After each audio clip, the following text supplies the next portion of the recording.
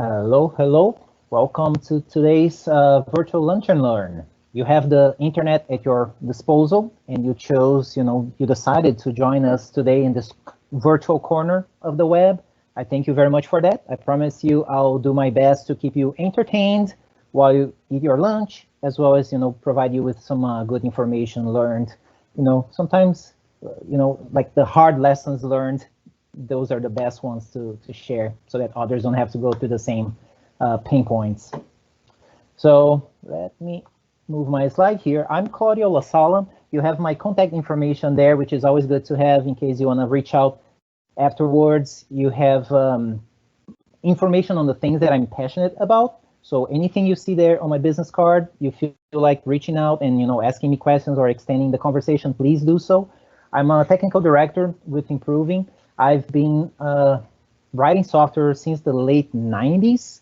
A lot of people say that I look young, and that's probably because of the cool hobbies that I have, as the images should probably show you.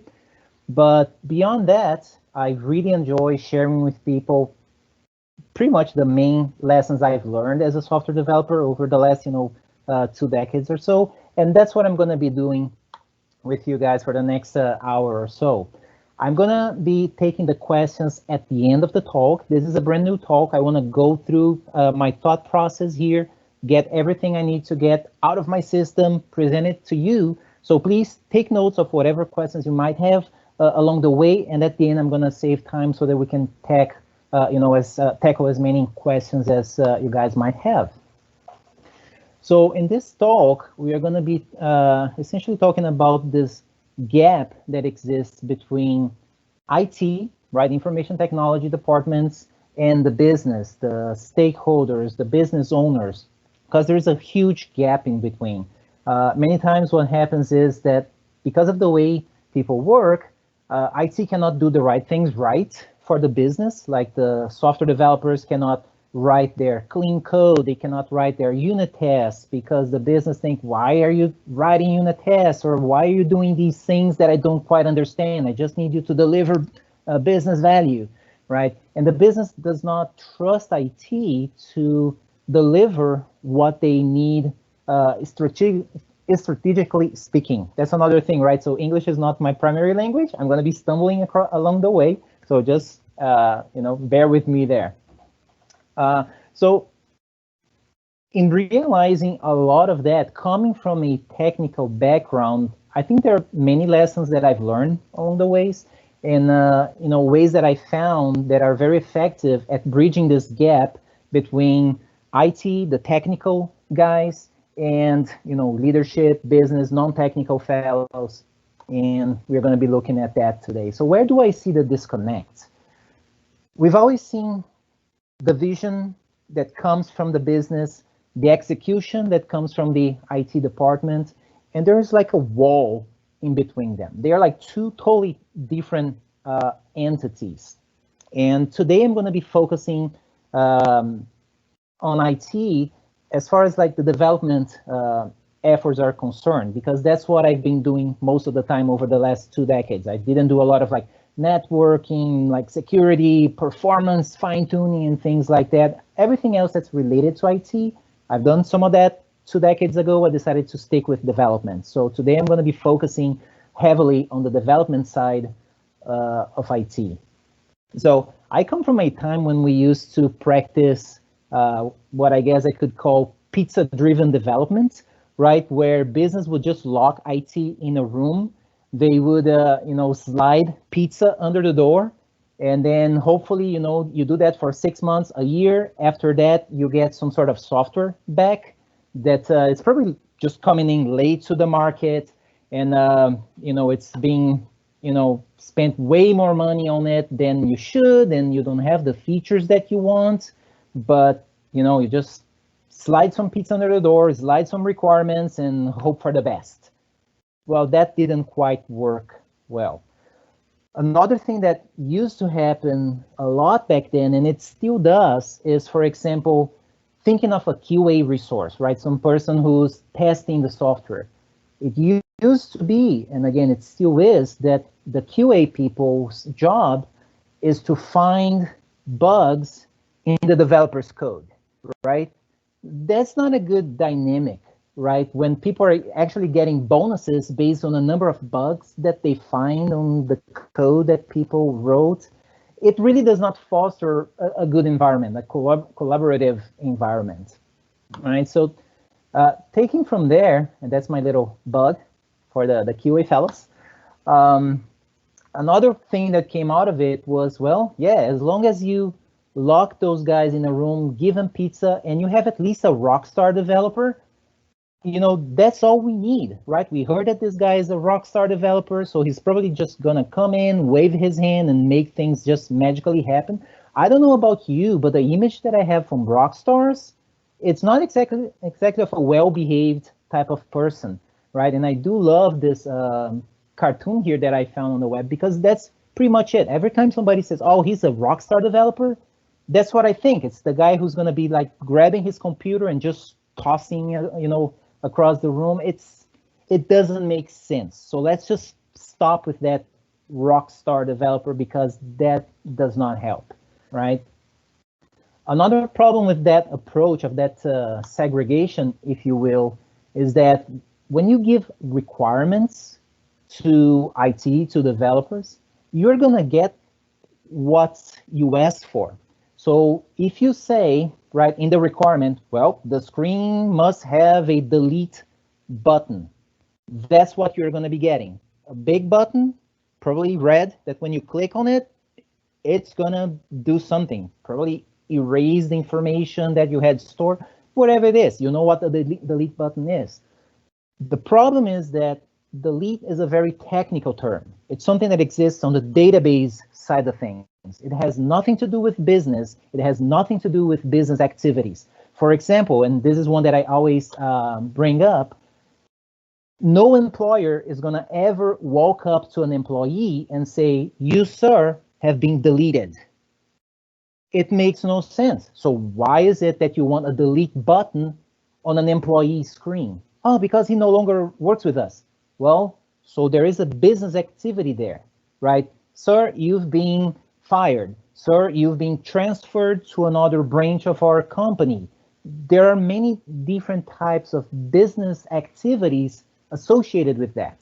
And none of them has nothing to do with delete, right? But if we are given requirements and we just say, you ask for delete, that's what you get, this is where we foster this segregation between technical and non-technical. So at some point we got Scrum right to the rescue, where if we expand on that image, now I expand a little bit their IT and I include the Scrum team part. And as part of the Scrum team, we have the product owner, we have the Scrum master, right, helping out as an unblocker, making sure everybody's following the ceremonies, time boxing things, unblocking eventually things that are preventing the team from actually doing productive work. And then we have developers, where a lot of people still draw that distinction, thinking that developers are only the people writing the code, implementing the solution, when that's not the case. In a Scrum team, developers are all the people involved with actually, well, developing the product. And that includes UX designers, the people figuring out from the user's perspective, what is the best way to convey the actions that model their real life actions and interactions. You have the coders, the people implementing those behaviors, and you have the testers, not the people finding bugs in the code that the coders wrote, but the people making sure that given what the product owner has asked, the feature delivered actually works based on those conversations that were had. One problem here that I've identified is that we've put that role of a product owner to work as a bridge between vision and execution. And I often hear people referring to that role as a way to shield the development team from everything else, from stakeholders, from the end users. So at that point, since you're shielding the developers, now they can just stay confined in their rooms, speaking JavaScript, speaking C#, speaking Java, and not speaking the language of the business, which is like, that's not exactly what we need. We still have this hard wall in between the two worlds, which is not good.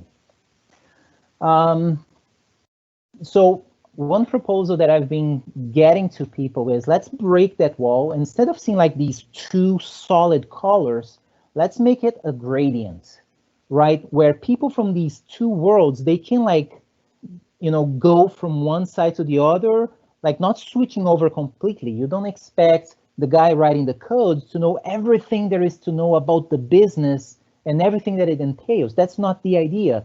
Much like you don't want to have your business people knowing everything there is to know about the latest and greatest JavaScript library of choice. That's not the point. It's finding that common ground in between where we can have conversations that make sense to everybody there. There's not a lot of like mental parsing, translation of what are they talking about, right?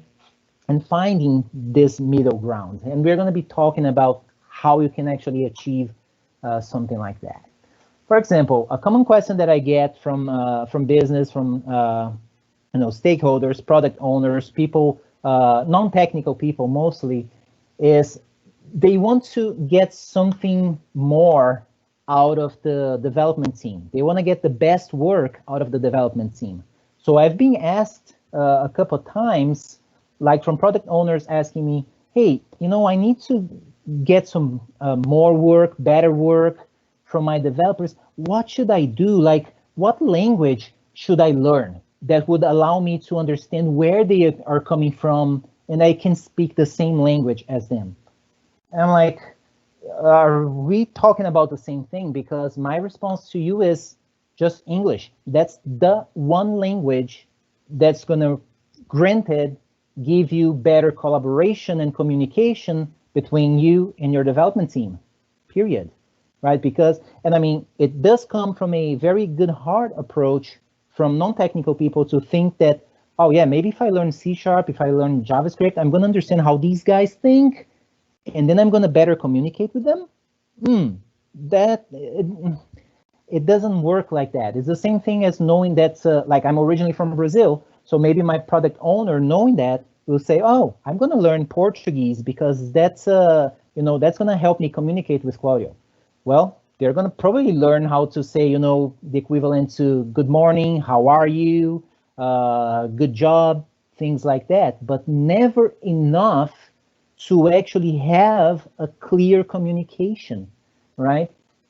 So just focus on that, English. And I'm going to be coming back to this point several times through the end of this presentation. Common challenges to the development teams that I've run into is usually associated with these three areas. One is the skills of the development team, maybe the specific skills with certain programming languages, libraries, the tech stack that they need to work. Maybe they're not familiar with those. They still have to learn. So if they lack skills there, they're still not going to be able to produce the best work up at that point. Same thing with the knowledge, maybe some knowledge in regards not just to the technology, but the industry, right? It's impossible for developers to understand everything there is to know about everything, every different industry that they actually work with, right? So we need to catch up and learn at least enough to make meaningful decisions about the architectural aspects of the solution, right? So that's one aspect. The other one is requirements, and let's stick with requirements for the time being. Many times developers will complain and say, well, the work that I've put out is not the best, it's not catering for what the business needs because the requirements are not that great. They are dubious. I don't quite get what the requirements are trying to say. Well, yeah, that is certainly a problem. So we're going to talk about user stories, acceptance criteria in a little bit. And then finally, time, right? Sometimes, us developers will say, well, you're giving me 3 months to work on these features. These are the requirements that you're giving me, but man, they're rough. right? I don't think I'm going to have enough time to actually turn that around and give you something meaningful, right? Now, the good news are that the current skills and knowledge, we can learn, we can grow. We just need to make the decision. I'm going to learn. What is it that I don't know? Let me go learn, and I can grow. I can ask people. As I learn, I can teach others who don't happen to know at the time that I'm learning, which is the best way for you to actually, consolidate that knowledge that you are acquiring. So that's not too hard. Requirements, we can collaborate, and I'm going to spend quite a bit of time talking about that. We can make our requirements better. If they're not currently good, just speak up. That's the main thing here, and we're going to be talking about that shortly. Time, we all have the same 24 hours in a day, the same 7 days a week. It's the time flows the same for everybody. It's how you use it. What do you focus on? That's the important thing. So if we make better use of our time, then we shouldn't have that problem of not having enough time, right? So if you have better skills, it's going to be easier for you to pull certain challenging features off. If you work on fine-tuning your requirements in a way that's like, oh, now I know exactly what I need to do, right? How I can best deliver something of value to the business. So that way you're optimizing the how you're going to be using time. So it can be achieved as well. Quick tip, products are not usually built in one sprint. So sometimes I see people getting tied up on this thing like, okay, we need to do everything perfect in sprint 1 because it has to be perfect. No, it does not have to be perfect, right? I have delivered features in sprint 1 where there was some pretty nasty code in there. There were like hard-coded IDs right there in some of the code. There were some like nasty things. It's like, oh, don't you feel like ashamed? I'm like, no, because for that sprint, I said I was gonna deliver that feature. Because if I already know, if we have some good planning and know that in sprint 2, we have to extend that feature, I can do my cleanup there, right? So I can try out like the main way to make the thing work, get it out, get feedback as soon as I can, and then for the next one, I know where the dirty stuff is. I know where my hard-coded IDs are. I know where like some code that I'm like, man, that's not my best code, but it meets the criteria.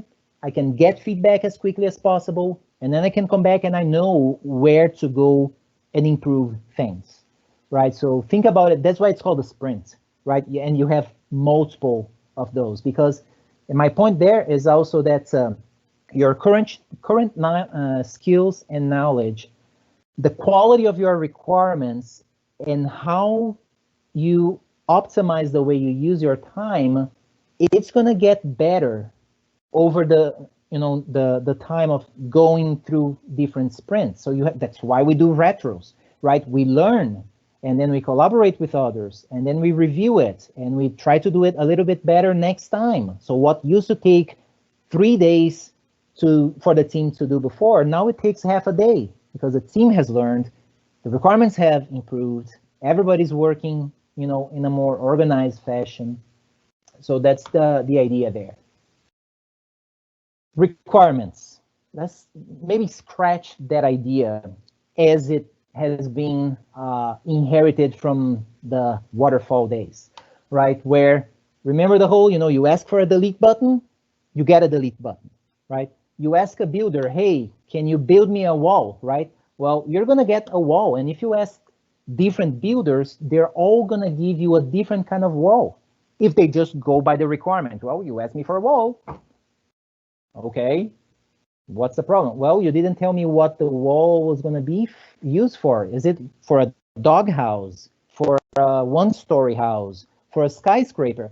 You have to tell me. You have to tell me the context under which that thing is going to be used. And then with my expertise as a builder, I can decide how best to give you what you actually need, right? So bottom line is scratch the requirements where the business, the non-technical folks will tell you, I need this on that screen. I need that.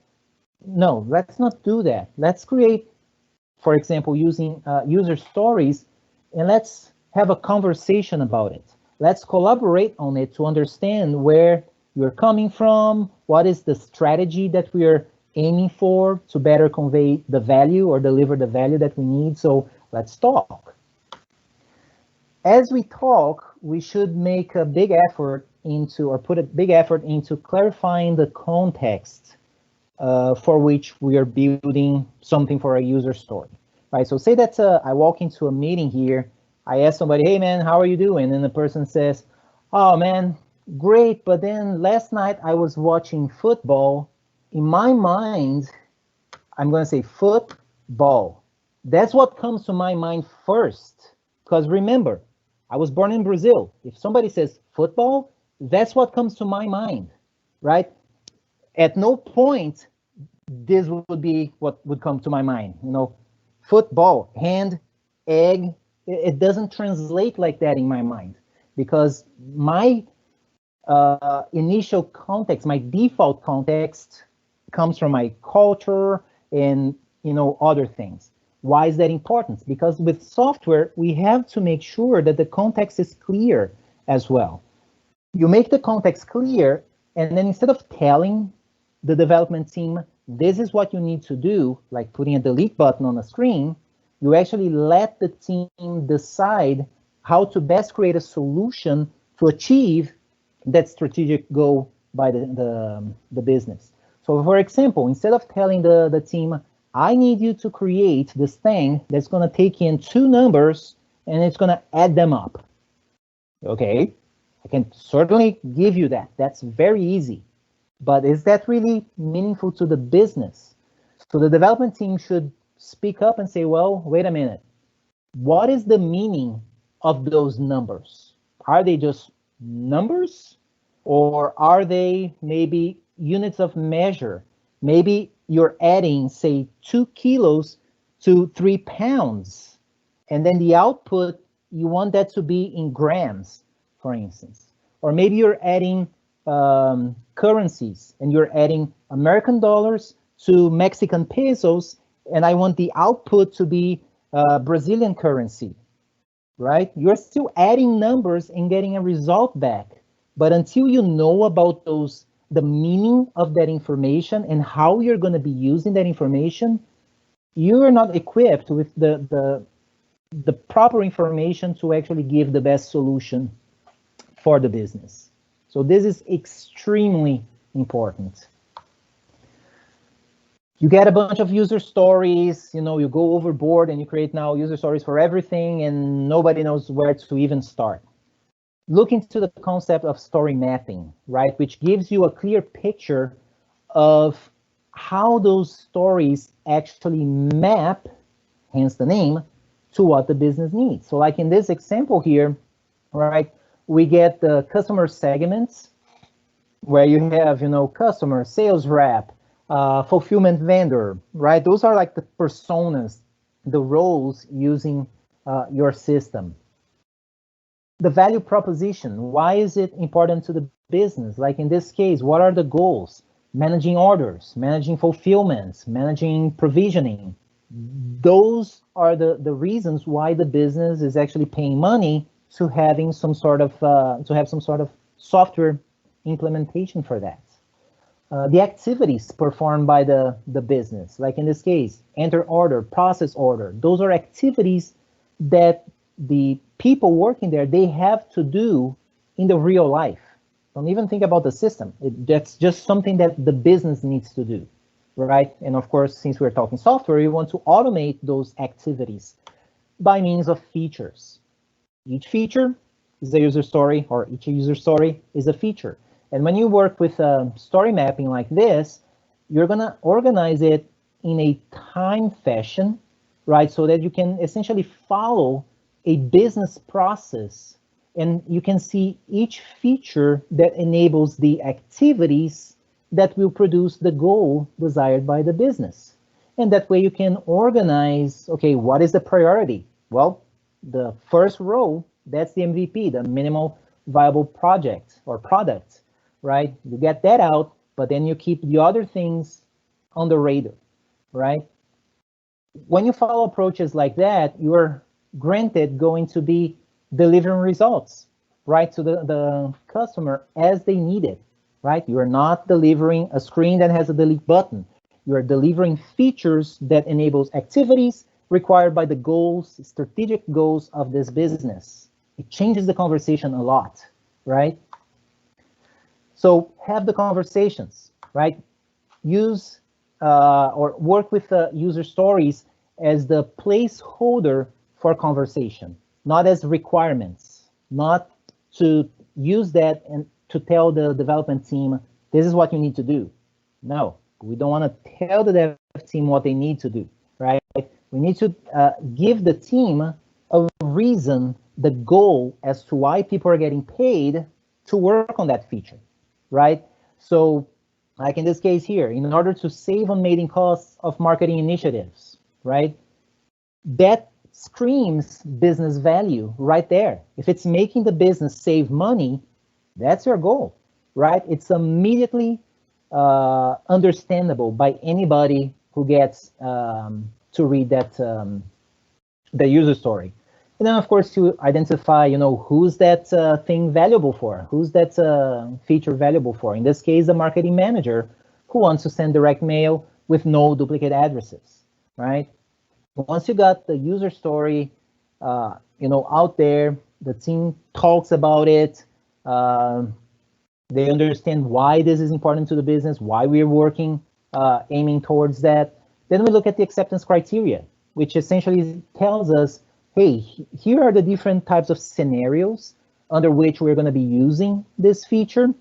So let's just spell it out so that we know whenever the developers say, we are done with that story, okay, how do we verify to make sure that it actually meets the expected criteria?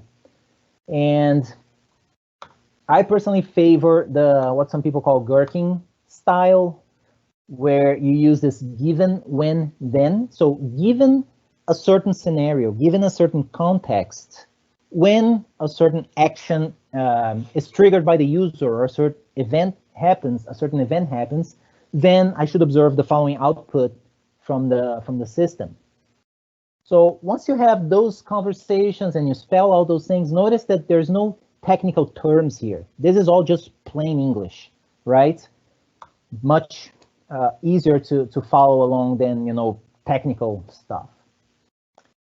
At that point, it brings me the one question that we tend to ask developers: do you write tests? And if so, why? Right? And if you don't write tests, also why? So some developers will say, yeah, of course I write tests. Even more so, now we have a decent acceptance criteria, given, when, then. That's great. So here are my tests. And then I look at tests like that, like, okay, you are testing something there. I can see that. Now, tell me why you write tests. And then I hear back something like, well, I write them to make sure that my code works. Then I can see why a lot of businesses, they say, well, no, we don't have time to write tests. Just write the code and let's roll with it, right? Because if developers justify writing tests just for the sake of making sure that their code works, what does that have to do with the business, right? It's just the developer trying to save his bacon, to make sure that things don't go wrong. It's the wrong kind of approach for justifying writing tests. That should not, the outcome or one of the outcomes of having tests is that, yeah, whichever code you wrote for that thing, it works. But there's more to it. And this more does not come from reading the code that you see on the screen right now, right? Now, remember, we had a given, when, then acceptance criteria. Why not rewrite that same test somewhat like this, right? I am still using C# in this case, right? Some people will say, well, but with all the underscores, it doesn't even look like C#. It does not matter, right? What matters is that the code on the left if I am to collaborate with a product owner, a QA resource that does not know C#, for instance, they're going to look at the code on the left and it's like, hey, I have no idea what that thing is, man. Whatever. You're telling me it's to test your code. Okay, I'll take your word for it. Now, the code on the right, on the other hand, while I'm still in C# and we still have the weird curlies and ending sentences with semicolons and parentheses, anybody who reads English should be able to follow what's on that side of the screen, right? Again, increasing communication. As we do that, we are creating transparency, right? Because if people, non-technical folks ask developers, what are you working on? Well, I'm working on the tests, the specs that model the acceptance criteria that we've discussed earlier. Would you like to check it out? Oh, sure, here, right? So I have asked people for a code review where the person I'm asking is not a developer. It's actually a product owner, or it's a QA person, or it's a BA person, a business analyst. They're reviewing my code because my code at that point is not like the crazy implementation code, is the series of specs that convey the thing that we are building. We are collaborating, right? So you create transparency there, you inspire confidence, because now you have the non-technical people looking at the stuff that you are writing as a developer, and they know that you have the business interest up front, right? Because again, I'm not writing tests to make sure that my code works. I'm writing tests to make sure that whatever I implement actually matches the business goals. It's a whole different kind of dynamic. Think of that kind of experience when you go into one of those places and you want to order a sub, right? And you participate along the process. You say, I'd like this and that and a little bit of this. Oh, no jalapenos. No, those are bad for me, right? You're participating. You're seeing the evolution of what's being built as per your needs, but you're not, exactly telling people how to do, right? We're inspiring confidence between, the producer and the consumer of such work. Now we go write code. Make sure you don't write code, even at that point that is like, reads kind of like that. Because at that point, if I show that to somebody non-technical, they're gonna go like, month 1, January is wrong, it's February? What? Isn't January the first month of the year? And then you're gonna have to get into the business of explaining zero-based arrays, and if you're very nerdy, you're gonna explain why that is and why that's cool. No, good luck with that. I'll go have fun doing something else, right? Instead, I wouldn't want to show this to non-technical people, but I would not, because they would go like, what? Well, that makes no sense. Well, now the following, I would be just fine showing to non-technical people, right? Because if my code reads like this, like in this case, if user is marketing manager, oh, that actually resembles the conversation we've had about that user story. Okay. Oh, and this other thing here. Oh, yes, send to unique addresses. They can actually read that. Well, but what about the implementation on that is marketing manager? Are you hard coding that? Is it returning a true or false? Or is it checking for an array to see if that role is in it? It doesn't matter, right? Up to this point, I'm still modeling my code based after the specs for the system, for the business value, right? And I keep pushing the non-English, away from the non-technical people, because it wouldn't be helpful to have it, at that point. So let's review what we have so far. Get together with people, talk, collaborate. Very important, listen first. We developers are terrible at listening through the end of each sentence or thought. We stop somewhere, half of the other person's explanation, and we're already making up our mind as to how that person is wrong and how we have a perfect solution for that. Let's stop doing that, guys. That's pretty bad, right? It does come up from non-technical people saying, yeah, I see developers doing that. Not good. Listen first. Let the person finish her thought and then work with her. right? Makes a huge difference in these conversations. You have better conversation, collaboration. It gives you better user stories. It's not like locked down on paper like requirements. But at least it's something where everybody involved with the project and the product, they're all on the same page, right? When you say a house, everybody was there participating on the conversation, so they know what kind of house people are talking about for that context. They talk about a tree, they know what kind of tree, because they're all on the same page. They've had that conversation. You have better user stories that leads you to better acceptance criteria. From better acceptance criteria, you get, to clarify expectations as to, what are we actually building around that feature. And then that, gives you a very nice segue into writing tests. And yes, I had to drop something geeky there to illustrate my point, right? Because you do want to have tests in your application, in your products. Helps you keep commitment, right? Because you have an acceptance criteria and you have tests that back up the implementation against that acceptance criteria. You keep the commitment that we said, yeah, we need to deliver the following things. I have tests that will tell us whether we're hitting that mark or not. And then you have specs and code that you can share with your team, not just technical, but also non-technical. And you can help members of the team actually learn those ways to do it. Like, for instance, in many teams, I'm always like the testing guy. You want to know about TDD? You go talk to Claudio. You want to know about BDD? Go talk to Claudio. And people would do that because they know I'm following those practices regardless. Because if the team sees me doing it and I'm open to coaching them, they will buy into it. Even people who were previously like, oh no, I don't write unit tests because X, Y, and Z. They see me doing it. They see me harvesting the benefit. They actually end up learning, right? So again, encouraging this kind of environments. And you're demonstrating respect, right, to the business, because now you're writing tests to make sure that what you write actually matches the business needs, not something to just make sure that your stuff works, right?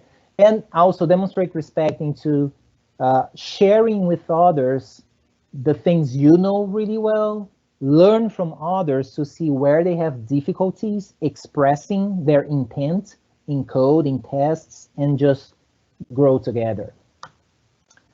The collaborative zone. So going back to that new view that I'm proposing here, the idea of having people not just sitting on one side or the other of the spectrum, have people use plain English and get close there.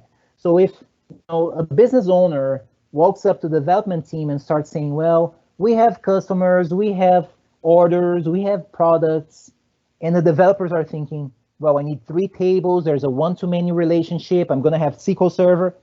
No, no, you're thinking too technical. You're sitting all the way to the right of that spectrum, not the moment, right?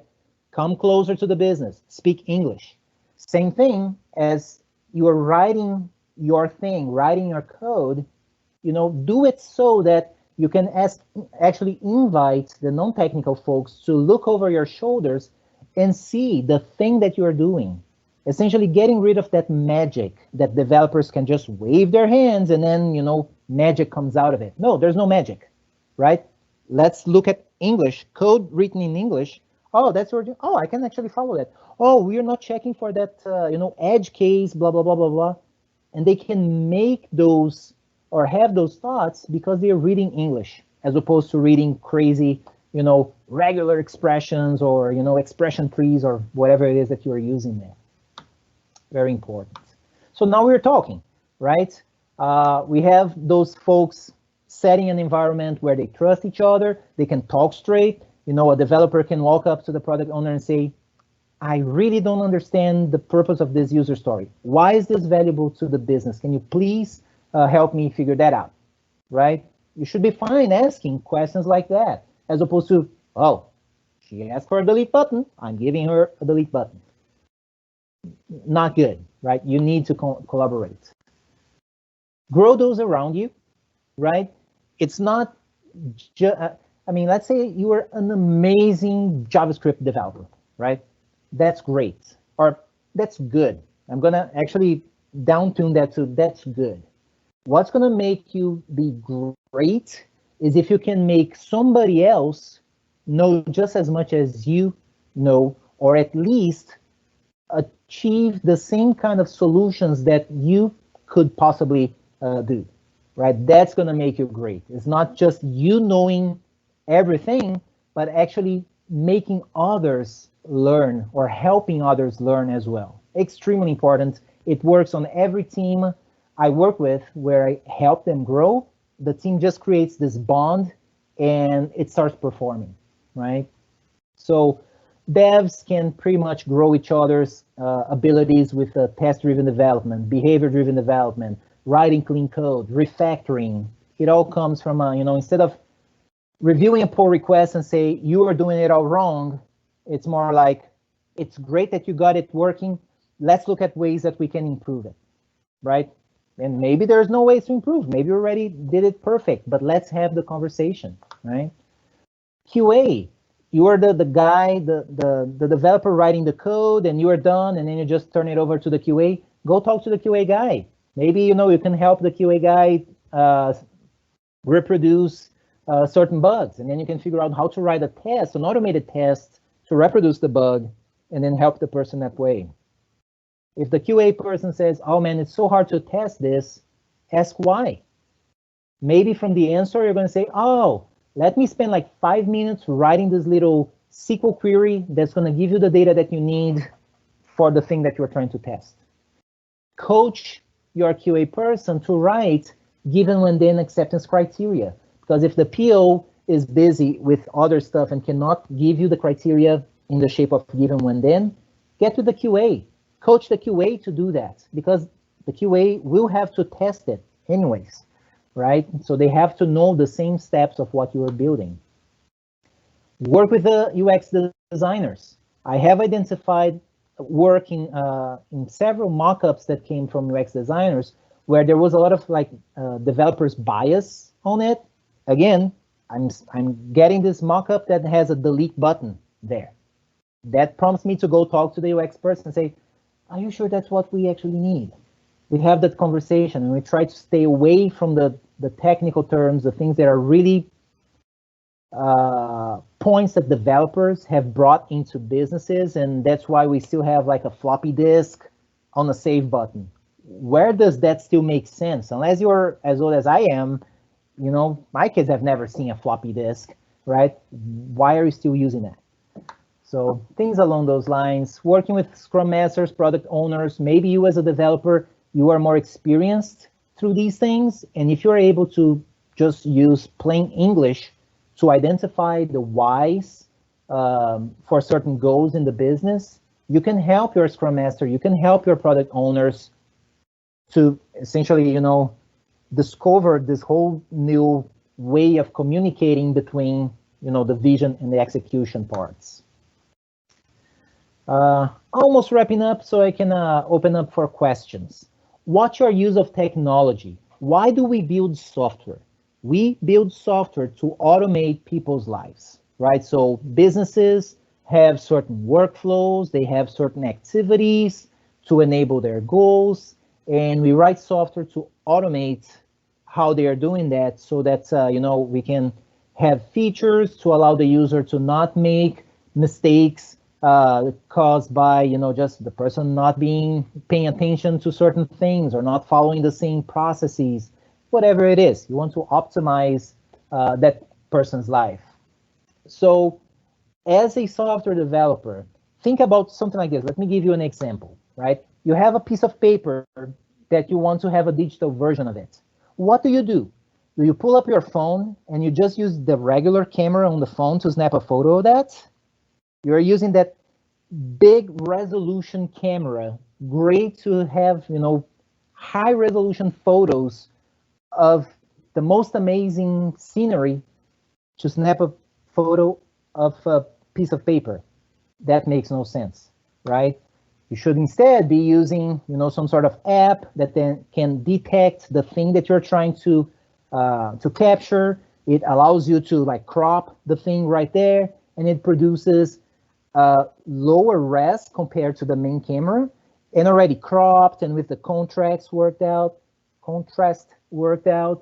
right? If you're trying to automate somebody else's life, make sure that you do the same to yours. The reason why I bring up is that I know that I've personally earned a lot of trust from people after they see me working with my phone, with my computer, the tools that I use, and more importantly, how and why I use those tools. I've heard this from business people. They're like, man, I want you working on my stuff because you do use technology in a very smart way. So you're very likely to give me a good solution for the problems that we are having as a company as far as workflow, how people are using the tools, interacting with the tools. So we have to keep that in mind, right? Also watch how you work. For example, you ask the business to give you a big, curvy, beautiful 4K monitor, and this is how you work, right? Where the main thing that you work on, your source code is like all, squished in the corner, and then you have a lot of white, showing up on your screen, and then there are parts of your screen that you're not using. I'm a business, I'm looking at this guy work, and I'm thinking, is he the one supposed to be giving me solutions to my business? I think he needs to get his stuff together first, right? So think about that as well. For me, personal experience, it has helped me a lot having good practices and having good organized ways to work and to use technology in my favor, and talking it over with non-technical people. Huge things there. So wrapping this up before I open for questions, building an environment of trust begins with you, right? Lead by example, do the things, have the behaviors that people will look for and say, oh, okay, I can actually trust this guy because he, lives by his word. He actually walks his talk, right? The behaviors and practices are essential, so stick with them. Listen, practice listening better and collaborating. Improve every day and grow others. Last but not least, grow others. Extremely important. So I'm opening up for questions.